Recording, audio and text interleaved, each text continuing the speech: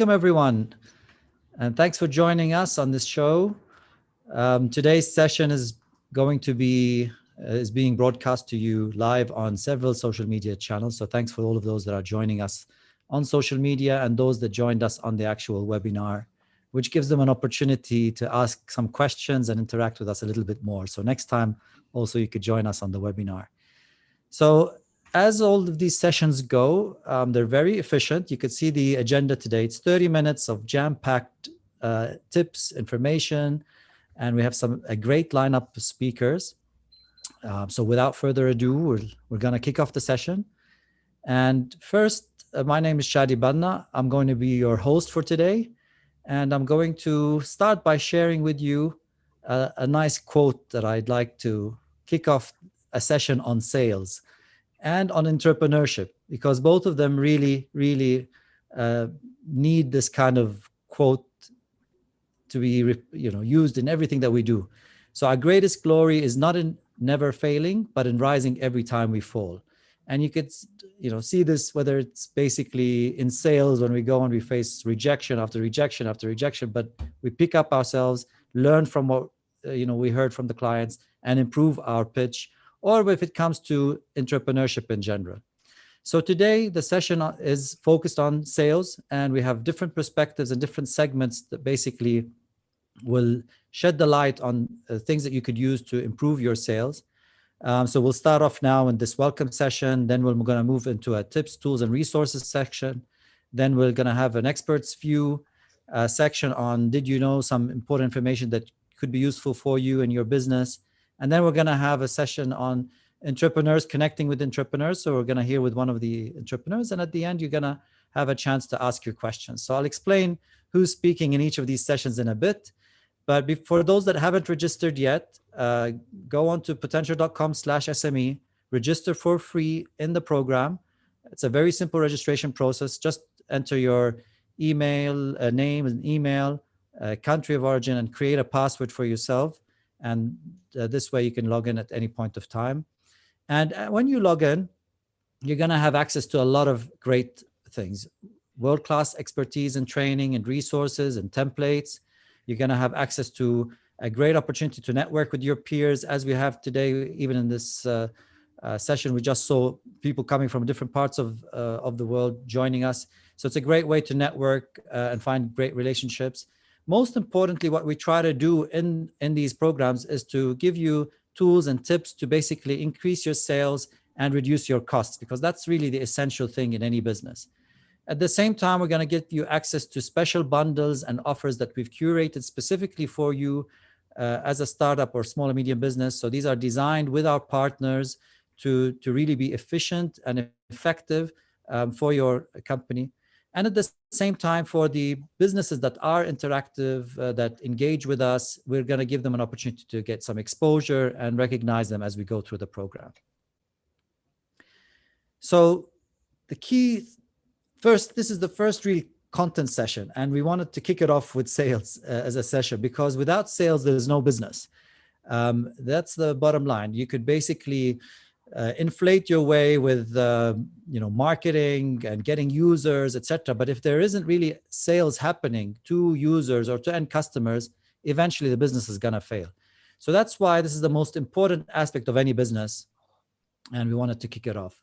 Now, because we're going to move into this tips, tools, and resources section with our guest speaker, we wanted to highlight to you a few of the elements inside the platform once you register that you have access to that are related to the sales topic. So when you log in, register and log in, and you go to your dashboard in the platform, there are these practical courses available to you that we would recommend associated with this session today. So digital marketing, content course, a sales course, negotiation skills, podcast, and blog, how to start your blog online. These are really suggested courses that are available for free in your library when you log in. We also have a set of offers available for you that we've curated.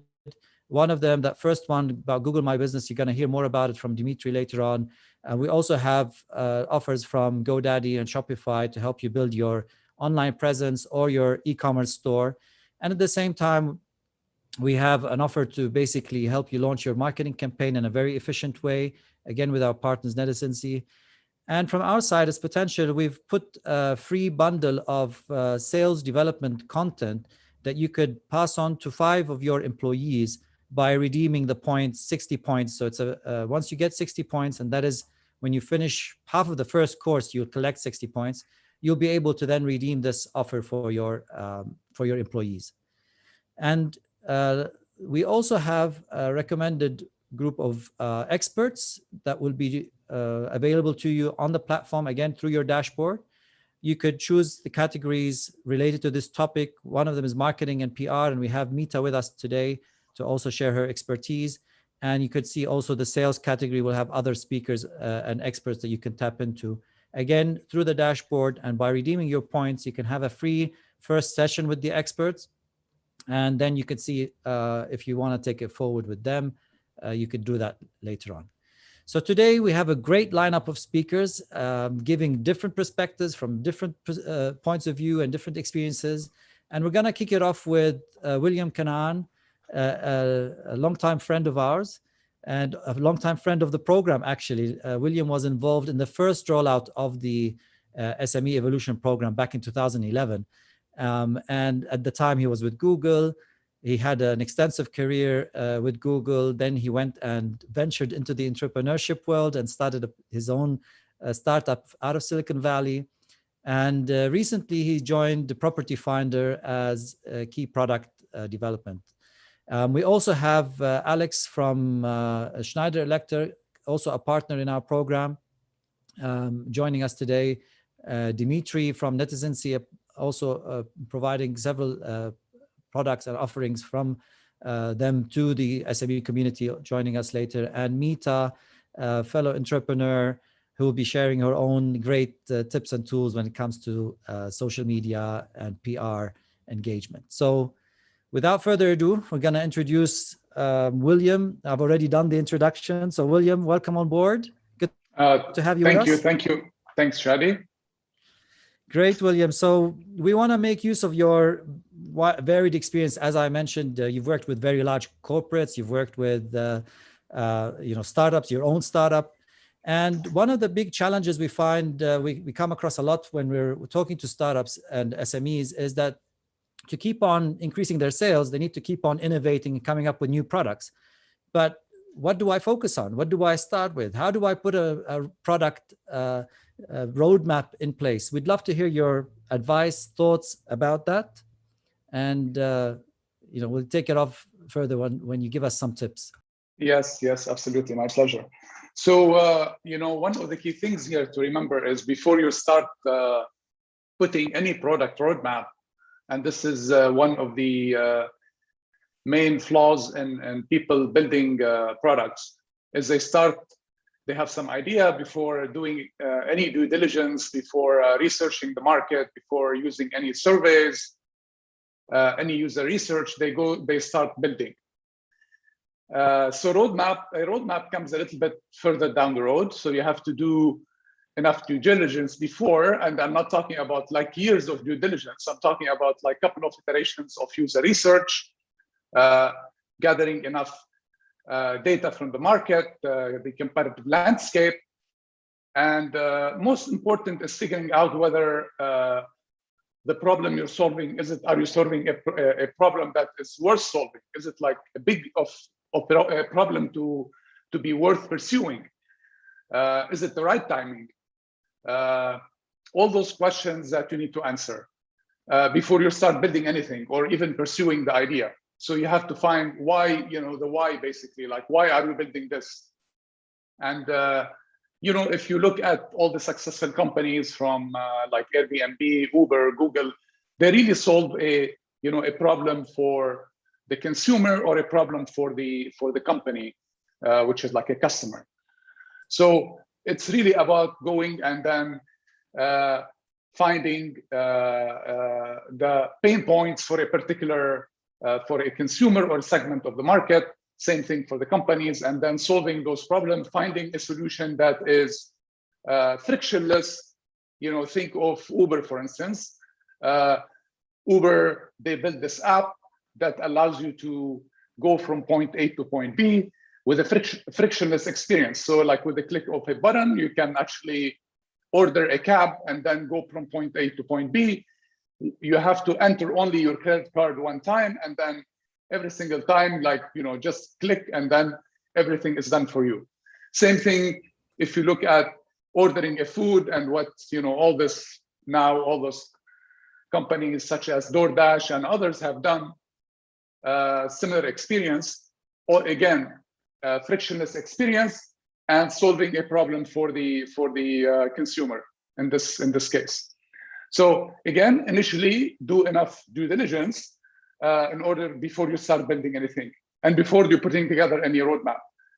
And before you put a roadmap, you should do enough, like maybe a cycle of 2 or design, regardless of what method you use, such as design sprints or others. If you're building a new product, to build an MVP, or even if you're building a feature for an existing product. Map out the user journey and then look at what are the different elements of the product that you need to build first to launch your MVP, such like we call features or functionality, and then start putting them in. This is your roadmap. So roadmap can be, if you're building this for like, it takes like a year to build something, the first quarter or the first 3 months, your roadmap is probably like super clear, or it's very deterministic. What's coming up in the roadmap in the next 3 months. And I would say sometimes like the first month is clear, like as you go further in the quarter, it's less clear, things can shift. Next quarter is a little bit less crisp, and so on and so forth. If you're doing like a roadmap for a year, then further out, like third or fourth quarter will be like really super high level, and things will start shifting as you can get closer, because you're working in a iterative way, and you need to have this type of agility in order to be able to tweak things around. Otherwise, if you have like a rigid like waterfall approach, then you are going to shoot yourself in the foot. So this is more or less, I think you can speak for hours about this topic, but then this is more or less a concise way of describing how you should put together a roadmap. Great. So thanks a lot, William, for that. So if I want to summarize, basically work on the biggest need, the biggest problem, prioritize basically addressing the product that basically addresses that biggest need or problem would have the priority, let's say. And from a features perspective, focus on the simplest. I like your term about the frictionless products, basically. So it's not about adding a lot of service, a lot of elements, a lot of features.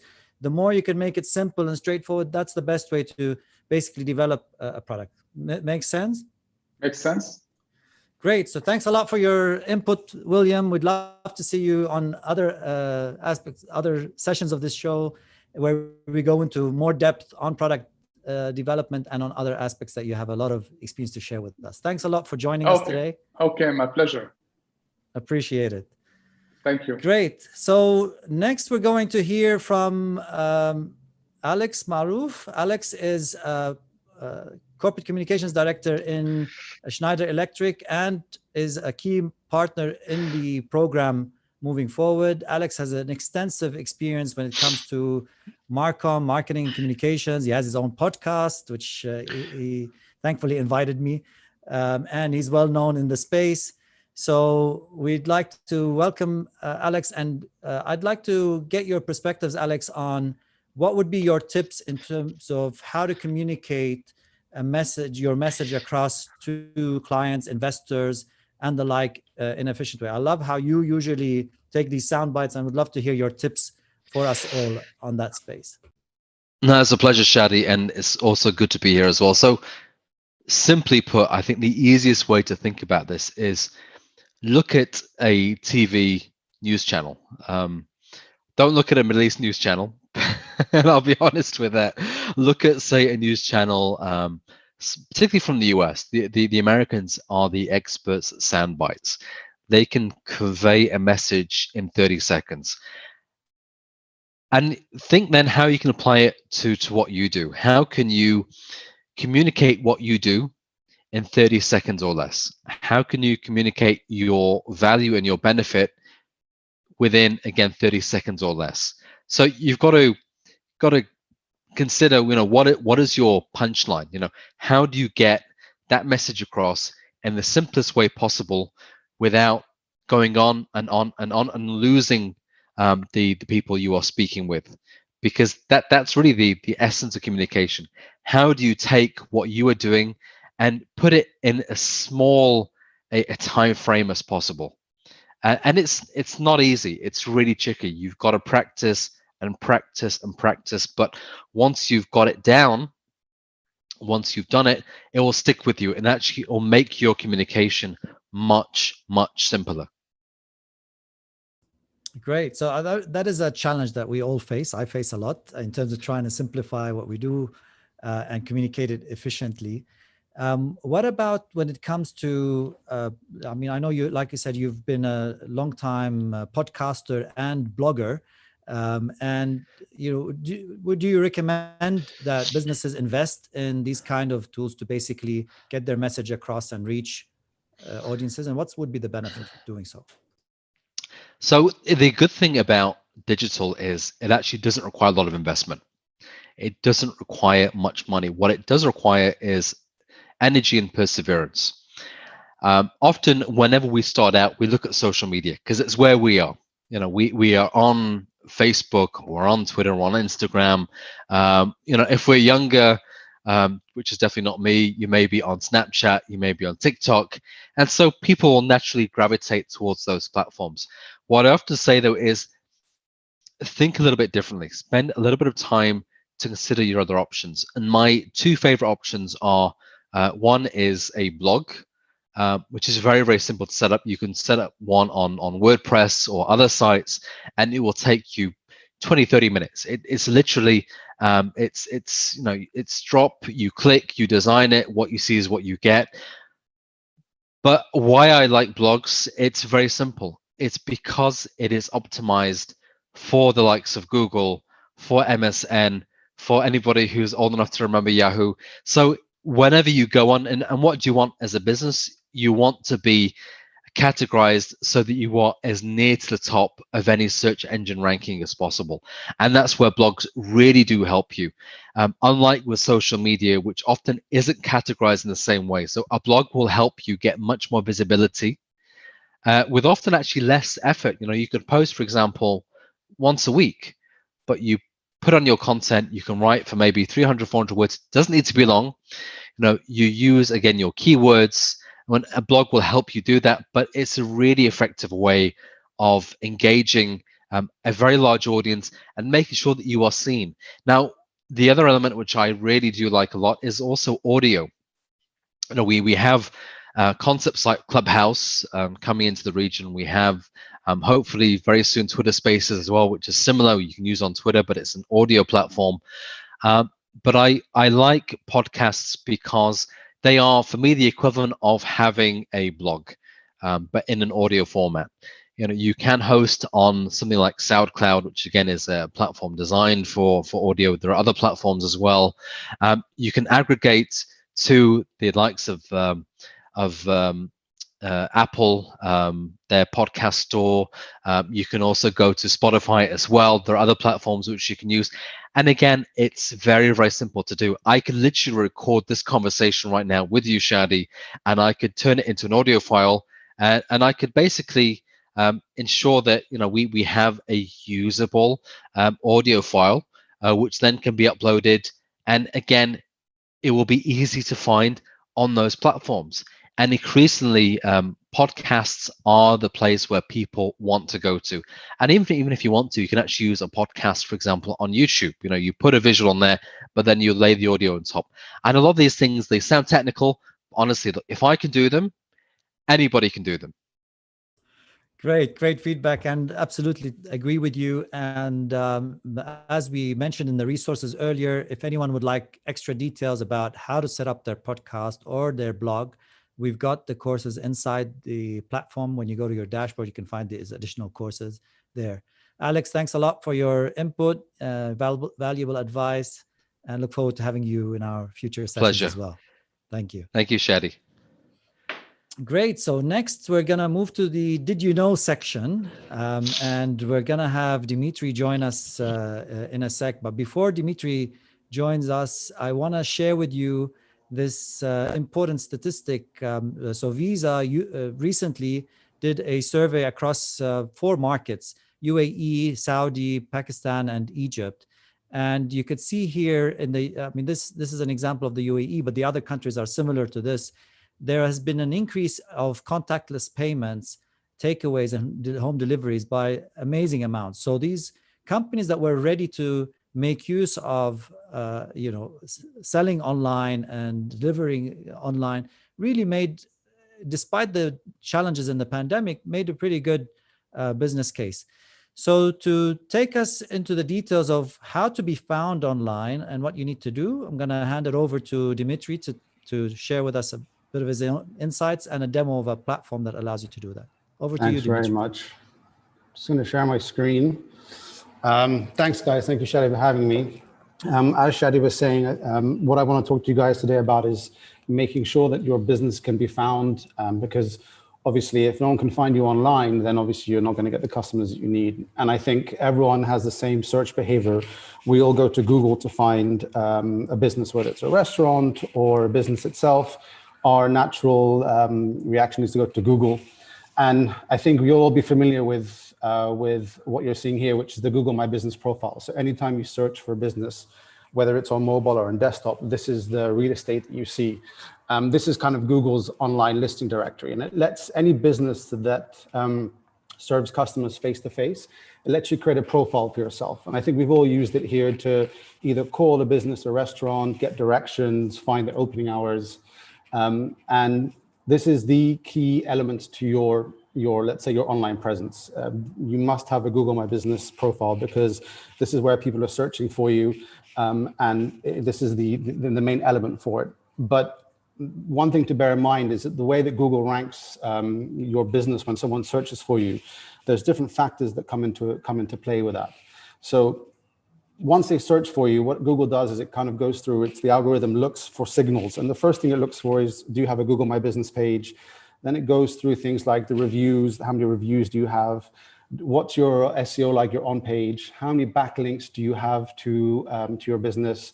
What's the behavior on your Google My Business page in terms of how many people are clicking to get directions, how many people are clicking to make phone calls? And then the citations. Citations are how many other listings does Google find for your business online, because you might have a Facebook page with your address. And the more listings that Google finds for your business, the better it is for your business. So like I said, the first thing you want to do is Google My Business. That's the first thing you want to get done. But to make the most out of Google My Business, you need to get your business verified, and that can be quite a complex process in the region. Verifying your business essentially tells Google this is a real business, and it's quite a complex process. They send you a postcard.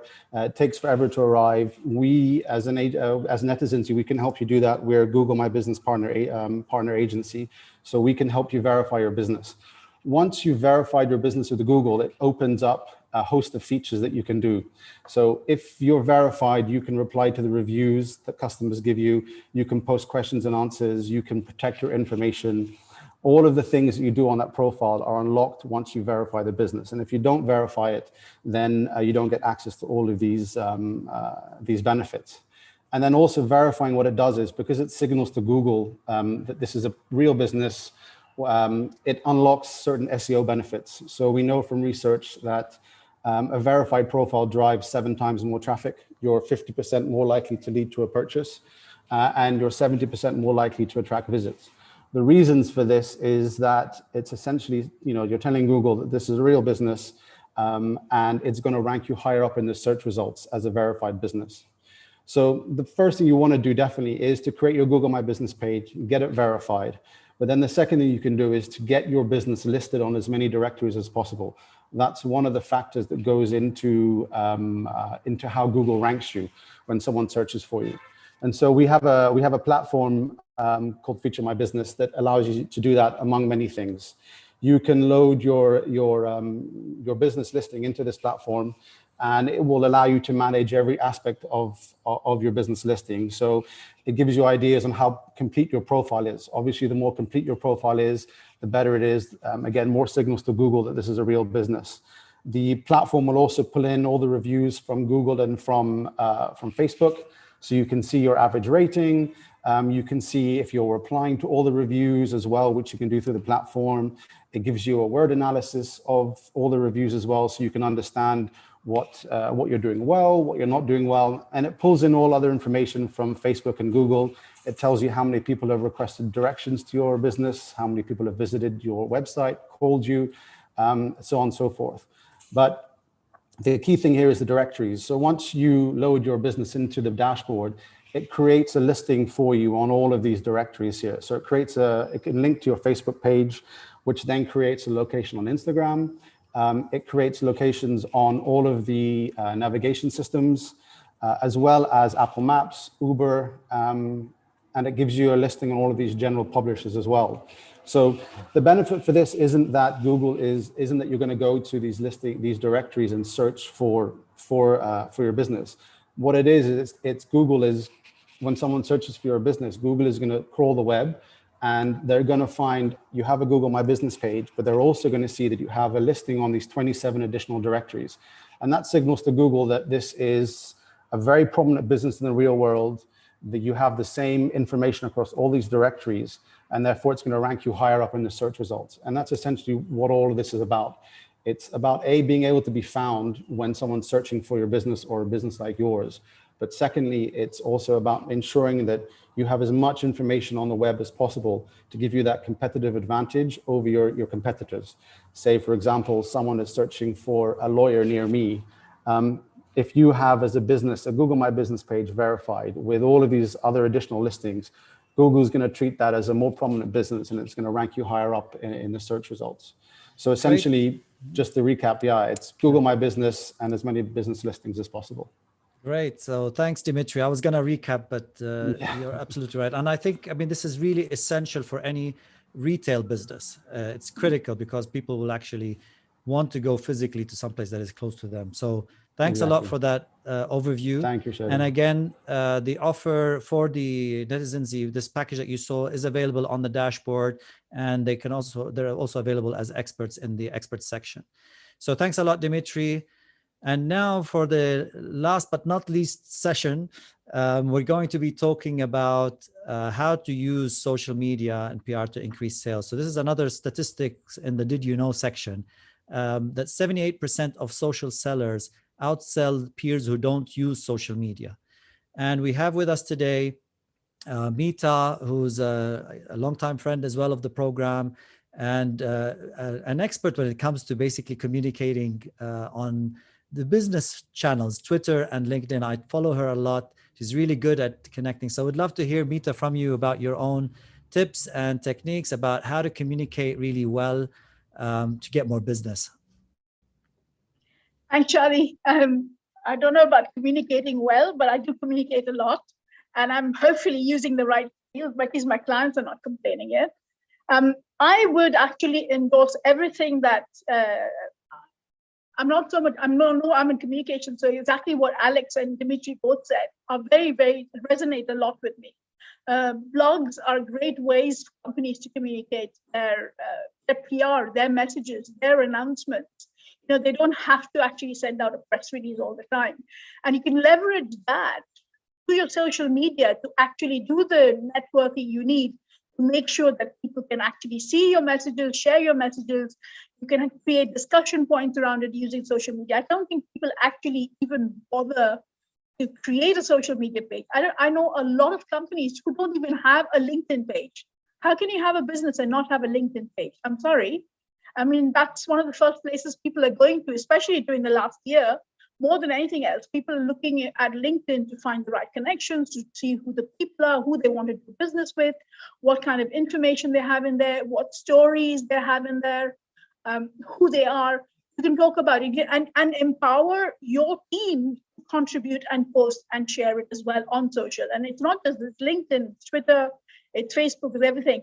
But they need to know and understand the right messaging. They need to have help to have information shared, what kind of information? So somebody who's in communications can create the key messages that their teams. I've actually done social media training camps to some of my clients on this, to train their teams, their sales teams, their marketing teams, their communications teams, or the people who are doing cold calling, and how they can use LinkedIn, how they can use social media, how they can use Facebook, how they can use Twitter, when they should use them, what kind of messages they need to do it. And I absolutely agree with Dimitri. I have a Google My Business, and I actually do updates on my Google My page as posts. So anything that I have on my blog that I create a story around, or any of my clients have, I create a post on my Google My page. So if you go to search for Market Buzz and you see on Google, you'll see all the posts as well. So that way I'm raising the awareness of my clients and my business, etc., and so people can see that. So I absolutely agree with what they've done, and I think that you need to look at where your audience is, where you're getting your business from, where are the people you're doing business with, which social media platforms they're in. It's not about, so I'm talking, I deal with B2B guys. I deal with people who are doing B2B business, not consumer business, where platforms like LinkedIn and Twitter are key, because you can do so much, and Google My Business, very, very important for you. You're reaching the right decision makers. Great, Mita. So thanks a lot for that. And Mita is an expert in the platform. So if anyone wants to touch base with her to get some of her insights, she's supported us in our communication in the past, and she did a great job at it. So feel free to reach out to her in the expert section of the program platform. So we're going to move to the Q&A section, and I'd be happy to take questions, and at the same time pass on the questions to the panelists. I could see some of the questions have already been answered. So Harish was asking about Dimitri. Dimitri is from Netizency. Some people were asking about if the session will be recorded. Absolutely, we're going to share with you the recording after the session. And when you register in the platform, you'll get reminders for upcoming sessions. So the next session is going to be about operations, digitizing your operations, next week, same time. And like we said, we want to try to keep these sessions short and sweet, but you have the ability to engage further with any of the panelists or any of the products or offerings through the platform, or any of the knowledge, because we have also the self-service directed process on the platform. I also got a message from the team that some on the live feeds, there were questions about what's free in the program, what's not. So when you register for free in the program, you go through the content and you build your action plan all for free. You basically collect points, and the points allow you to have free sessions with experts like Mita to a certain point. And at the same time, the points allow you to basically get discounts on certain offers. So, and some free offers, as you saw in the example we gave about the sales development bundle. You could get that for free by redeeming your code. So there are many free elements inside the program. Most of it actually would be free. Only if you want to buy an actual service or a product would you pay, but that's also designed in a way that is some of the most cost-effective and efficient offerings to implement in your business. So if there aren't any other questions, we'd like to wrap it up, and hope to see you again next week on our sessions. I'd like to thank everyone that joined us. I'd like to thank the panelists that joined us as well. And I'm going to leave you with this note that I'd like you to share with your sales teams and yourselves. And it's something we live by. I will either find a way or I will create a way, but I will not create an excuse. And that's how you really know, basically, those sales teams that are really efficient are the ones that actually go out and find a way. And in entrepreneurship in general, that is our motto. That's what we need to be doing, always finding ways to address the challenges that come up in front of us. So Harish is asking the contact of Miss Mita. Please share that Mita with him if you'd like. And as we said, Harish, you can basically go into the platform and engage with Mita at your leisure as well. Yeah, I've shared my email address with Harish. Excellent, excellent. So thanks, everyone. Hope you have a great remainder of the evening. We're trying to keep these efficient so that we don't cause any Zoom fatigue, because we hear that's a big issue everywhere. So short and sweet. Hopefully, hope you enjoyed the session, but please give us any feedback that you have. Here are some of the ways you could connect with us. We'd love to hear about any topics that you'd like us to cover in upcoming sessions, or even your feedback about this format of short and efficient sort of engagements. Thank you very much. Have a great day.